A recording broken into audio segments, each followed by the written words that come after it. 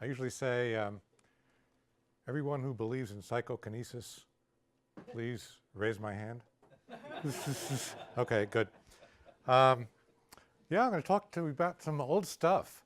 So we're going back to the beginning of Rebecca. I'm going to be talking about something here that I haven't talked about in 20 years. Maybe Rebecca hasn't either. In fact, it's quite possible that no one has talked about this subject for the past 20 years. So this is a very special thing you're getting here. Okay, so let's see. What do I want? That works. Yes. All right. So what is the basic story here? We're going to talk about basic cryptography. There's not going to be any computational assumptions. Just we'll talk about information and in a sense, absolute security. And in the old days of secret key, in order for two people to communicate, they needed to share secrets, like a one-time pad, from which they could then decrypt and encrypt. And it turns out that if you have something which we will call common knowledge, but you don't actually have common secrets, you may be able to devise common secrets over an open channel. Okay? How do we do it? How do we use it? Okay, so this came first as an application to games, in particular to the game of bridge, and next to a made-up puzzle called the Two Sheriffs problem. And finally, from Rebecca, some real cryptography. Okay. All right, so here's a bridge problem. I'm not going to assume that probably 2 or 3 of you know how to play bridge. But maybe it's a great game, right? So if you want to take it up, put aside some time, take up the game. But you may know that the game is played in partnerships. 4 hearts. Ah, very good. The game is played in partnerships, and and you need to cooperate and communicate with your partner in order to play the game effectively. And if you're dealt a hand like this, which is a pretty good hand, and you make a bid of a spade to tell your partner that you like spades, you have a good hand, and partner makes some noise which says, oh, I like that suit too, and now you're off to the races. And now you have this classic communication problem that you all know about even if you don't play bridge, which is that you would like to tell partner that you have a certain weakness in this hand. The weakness is in the club suit. And you'd like to tell partner that so you can find out from partner if partner can deal with the weakness in her hand. Unfortunately, it's bad news to divulge weaknesses to the opponents. They can do damage, usually by leading that suit. And so you have contrary aims here. Do we try to get the information from partner at the risk of tipping off the opponents? Okay. Now, yeah, a bridge overview from a communications perspective looks like this. Okay. Fundamental rules of communication in bridge say, number 1, all communication must be done by legal calls and plays. You are not allowed to communicate by kicking under the table, by making bad puns. It all has to be done by legal calls and plays, theoretically with a straight face. Okay? And here's the key to that. Moreover, there may be no prior private understanding about the meaning of those calls and plays. Everything you do with your partner at the bridge table has to be completely open and above board and announced beforehand. As a matter of fact, when you and your partner are bidding in the game of bridge, any opponent may stop you at any point and ask one of you what the action made by the other one means to him or her. Okay? So they can ask at any point, what does that mean? And you have to tell them what that means. Okay? Usually you write this out partly in advance in something called a convention card, but there may be things you don't cover. You have to answer other questions. Okay. So this goes back to 1924, when the game of contract bridge was invented famously on Vanderbilt's yacht. And yes, true. All right. And the conclusion drawn from this is that you cannot communicate in secret with your partner, either in bidding or defense, which is another cooperative part of the game. And the corollary of this is that it doesn't pay to develop very fancy systems for communication, because you just end up giving too much information to the opponents. Okay. Now it turns out that the conclusion is just wrong. It's wrong. The fact that you have to do communication by legal calls and plays and you can't have a prior private understanding does not mean that you cannot communicate in secret. And therefore, the corollary is also just plain wrong. You can develop some wonderfully complex systems which don't reveal the whole story. Okay. So, okay, it's still, we're talking about a game, but it's kind of a nice cryptologic application. Okay. All right. So that's the game. What about the problem that we invented? All right. So this is a little bit of a laughable problem, but still.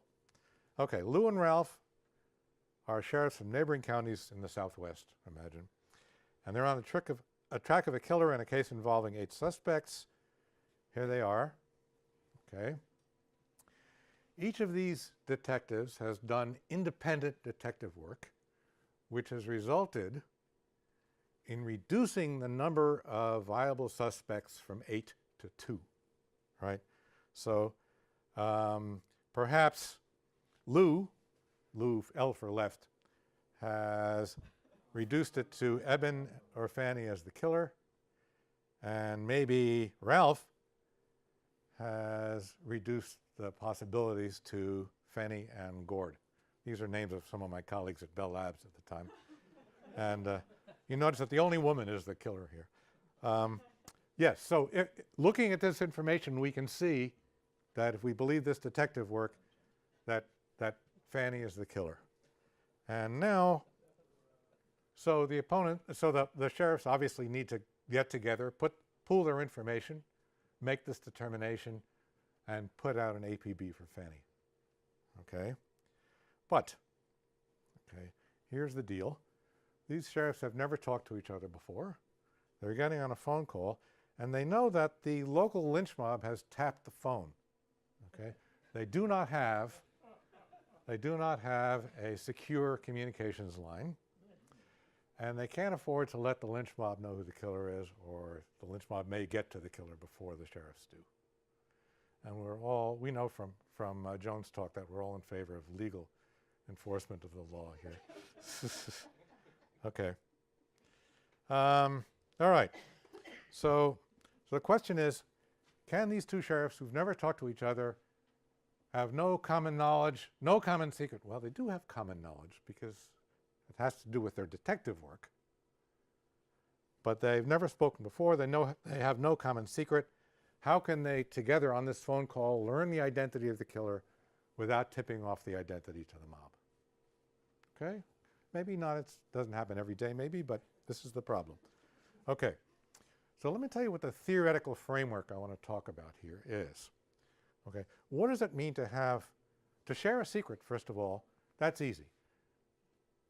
If Alice and Bob share a secret, it means that they know the answer to a question that nobody else knows the answer to. Like, is this bit a 0 or a 1? Nobody else knows. That's a common secret. You'd like to actually have a lot of those if you want to do a lot of communication. Although it turns out in the game of bridge, 1 bit is often all you need. What does it mean that Lew and Ralph have common knowledge? It means that there are questions that they can answer together that no one else can answer. Okay? So that doesn't in itself seem to give you a key for doing secret communication. But the idea is that you may be able to turn common knowledge into common secrets so that you can communicate in secret. Okay? So here's an example. We can represent common knowledge in the following combinatorial manner. We build a graph which is basically a bipartite graph, although the technical definition is slightly different. And basically the edges of this graph are possible states of the universe, as could be understood by Lew and Ralph together. Okay. What about the vertices represent what the person at that end of the graph could know. Okay? So Lew knows that one of those four vertices he's looking at is is the end of the true edge. Okay? Ralph is looking at the four vertices at the right-hand side of this bigraph, and he knows which of those vertices is the truth.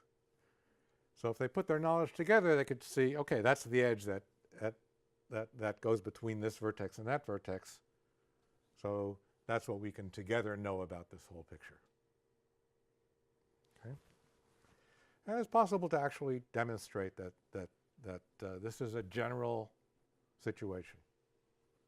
All right. So, for example, it might be that Lew knows the true vertex is that one, the second one down from the top, Ralph the third one down from the top. And therefore, together they could know, if they communicated, that the red edge is the true state of the world. Okay. Now, here's the theorem that they share a secret if and only if this graph is disconnected. Okay, this is the only place in the world where I know that disconnected is good, connected is bad. Okay? If the knowledge graph is disconnected, then they have at least one bit of information because each of them knows which component the true edge lies in.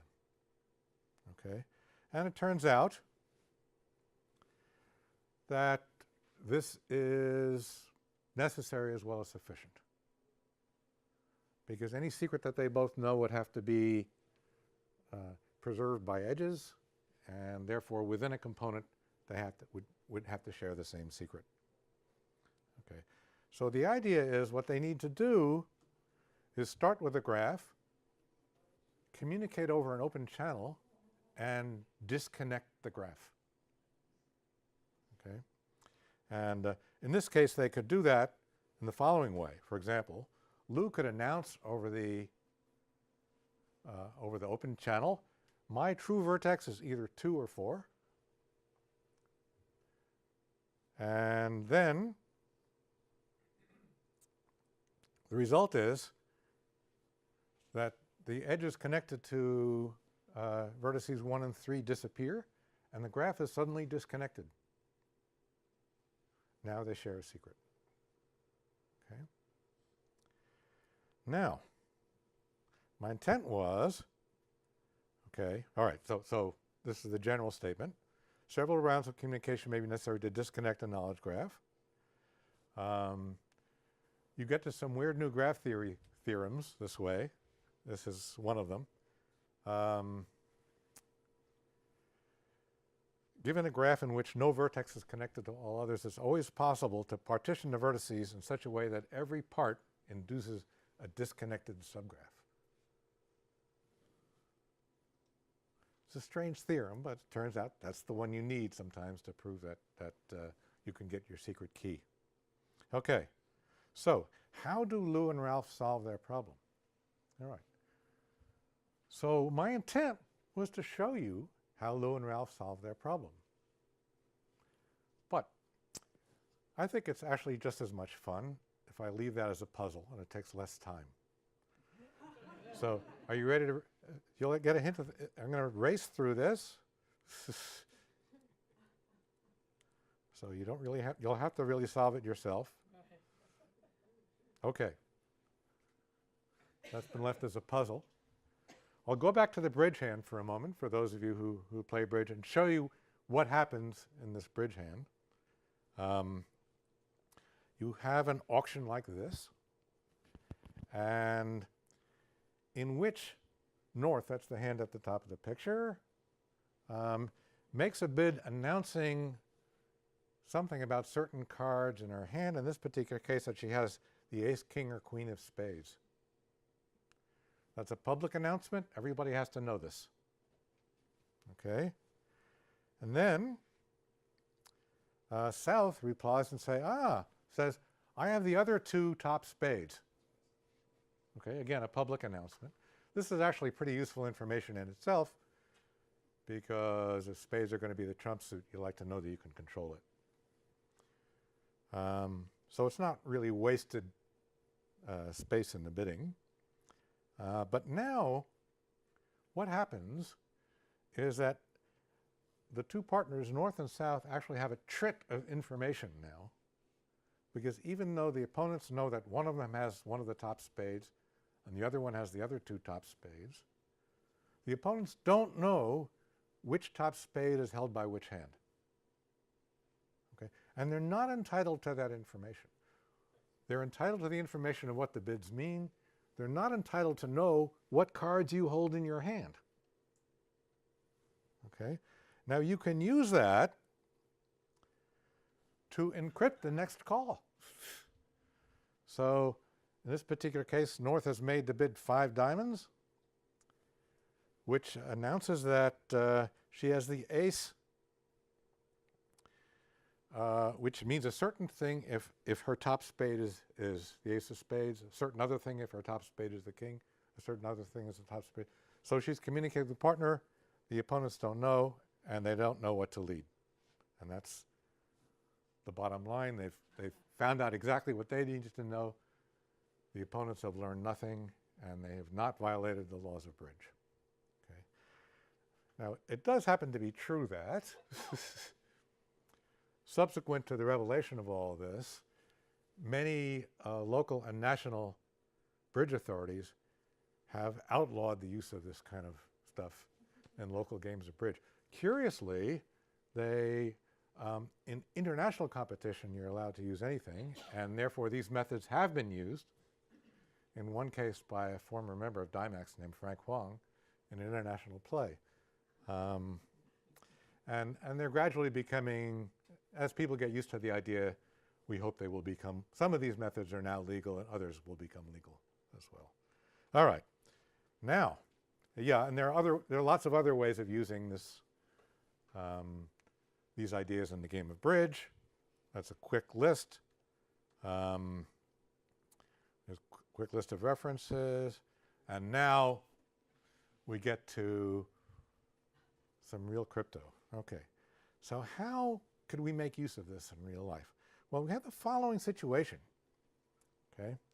We have a bunch of people, maybe M people, who want to distribute key so that they can later communicate in secret over open channels. Okay. But the problem is, and this actually happens because I've been involved in such things down at NSA, is that these M people are later divided up into what we call compartmented teams working on special problems, and they need to communicate in secret among themselves and the rest of the people have to stay in the dark. Okay? So how can you deal with this problem? I mean, how can you give out key to a whole bunch of people and somehow allow them to use this key in unanticipated smaller teams that are secret from everyone else? And well, here's the group again. Okay. One way to do it, of course, would be to consider every possible team and give special secret key, right? So if you want to do teams of size K, you'd have to give out M choose K sets, which is a ridiculous number. So it's out of the question, an astronomical amount of key to do that. The proposal is to instead deal cards to everybody, to give everybody the common knowledge they need, and then when the teams are formed, you can make secret key over an open channel using the techniques we saw before. Okay, and so yes, a standard approach would be to give out too much secret key, and the solution is deal out, if you've got M people, deal out B cards to each person out of a deck of MB cards. I'm going to leave out some details here, but if you have a team of K people, then in pairs they can develop key until they've developed key through a spanning tree. And then they have common key that they can all use for a one-time pad communication. And wonderful idea. And it does lead to an interesting new problem, though. And the problem is this. If you do just what we sort of did in the bridge protocol, and actually something like what we did for the two sheriffs problem, you use up cards too fast. Okay? Alice wants to isolate cases where she and Bob have, say, two cards that each, they know that they have those two cards between them, and only they know which card, and that gives them one bit. Only they know which person has which card. But to do that in the obvious way, Alice has to say, okay, well, I have one of the two cards, I and J. Do you have the other one? And most likely the other one is going to be held by someone else who's not on the team. And those cards will have to be thrown away from any further use. And this uses up cards too fast. And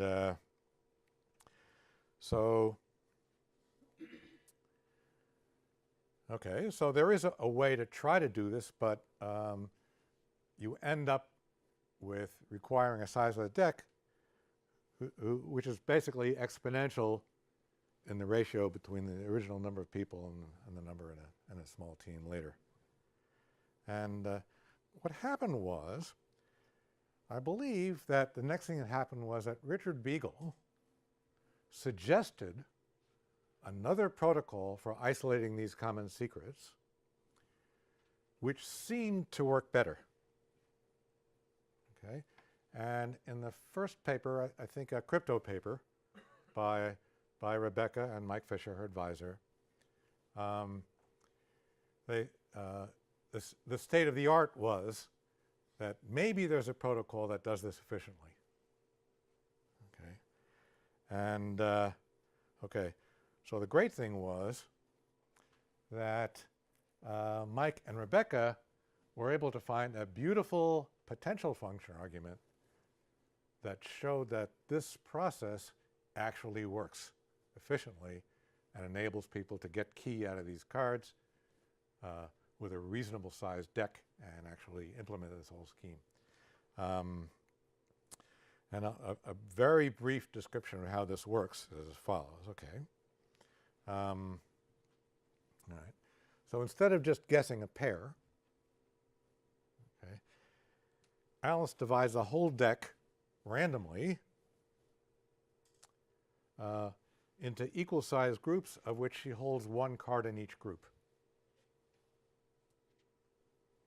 Okay, so far so good. Bob now says how many cards he holds in each of these little packets that Alice has identified. Okay, you can expect that he'll hold one in some, maybe more than one in some others, maybe none in some others. Okay, and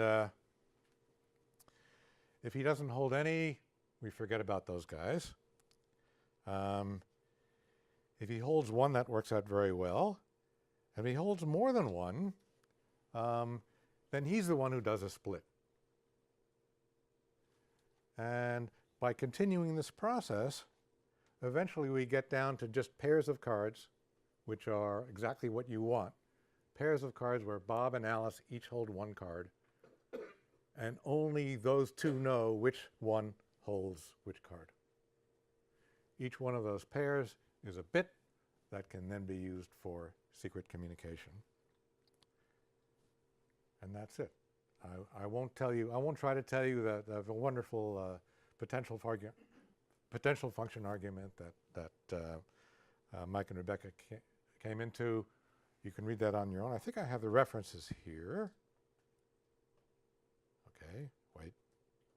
Yeah, this is the procedure you need to start cutting these sets down to one card each. It's very clever. And these are the references. So the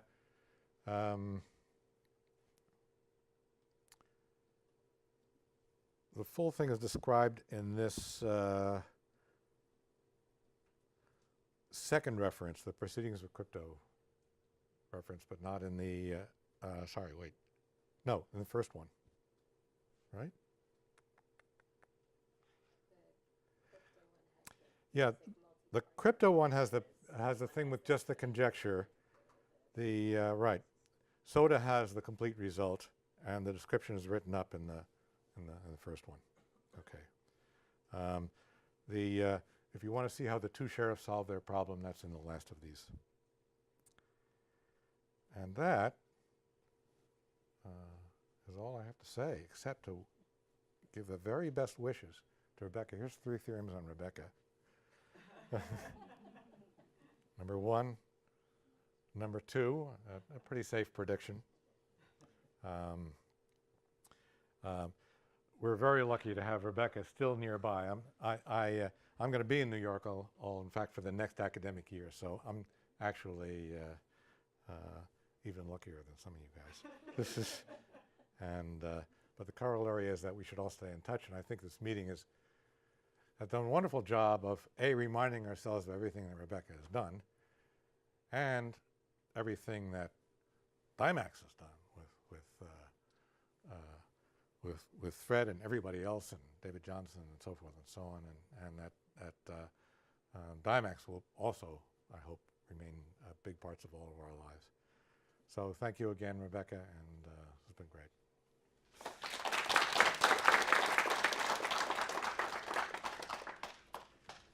Questions for Peter? That was wonderful.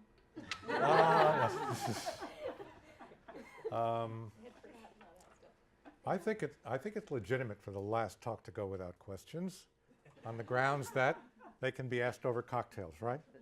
Sounds wonderful. Okay, let's do that.